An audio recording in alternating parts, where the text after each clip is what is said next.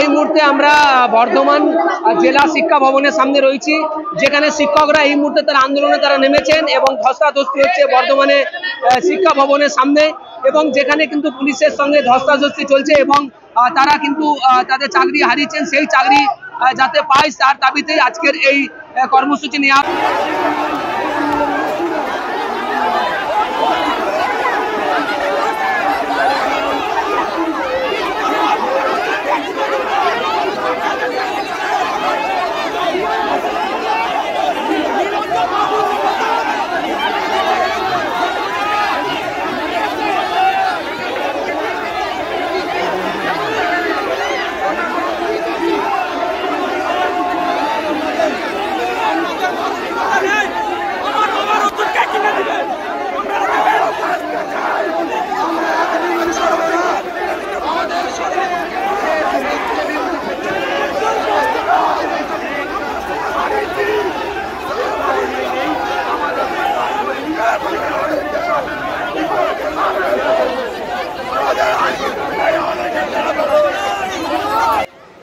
Netaji indoor স্টেডিয়ামের সভা থেকে মুখ্যমন্ত্রী মমতা বন্দ্যোপাধ্যায় আশ্বাস দিয়েছেন, কিন্তু আশ্বাসের পরেও কোনো কাজ হয়নি।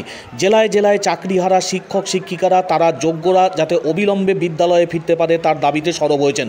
পূর্ব বর্ধমান জেলা স্কুল পরিদর্শকের দপ্তরের সামনে তুমুল বিক্ষোভ চাকরিহারা শিক্ষক শিক্ষিকাদের একাংশের। পুলিশের সঙ্গে ধস্তাধস্তি, ঘটনার জেরে তুমুল উত্তেজনা ছড়ায়। বিশাল পুলিশ বাহিনী মোতায়েন করা হয় জেলা শিক্ষা ভবনের সামনে।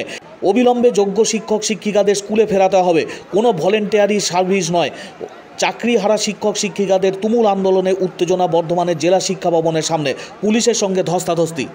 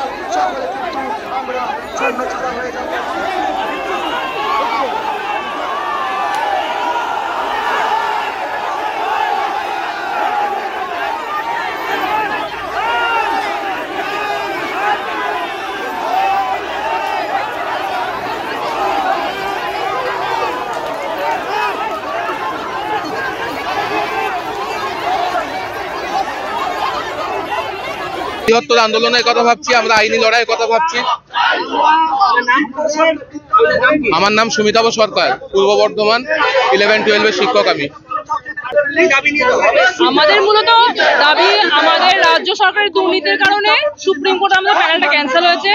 সেই প্যানেলটাকে ঠিক করার জন্য, তার জন্য যা করার মুখ্যমন্ত্রীকে করতে হবে। তিনি তার নিজের ক্যাবিনেট মন্ত্রীদের বাঁচিয়েছেন এবং আমাদের যথারীতি বলে দিয়ে দিয়েছেন। আমাদের আজকে এত যোগ্য, তাদের নিজেদের ফ্যামিলি আছে, তাদের মা বাবার ওষুধ, আমাদের EMI সবকিছু আজকে জলে। ফলে প্রকৃত মিরর ইমেজ বার করতে হবে SSC কে, এবং সেটার যোগ্য অযোগ্য লিস্ট দিতে হবে।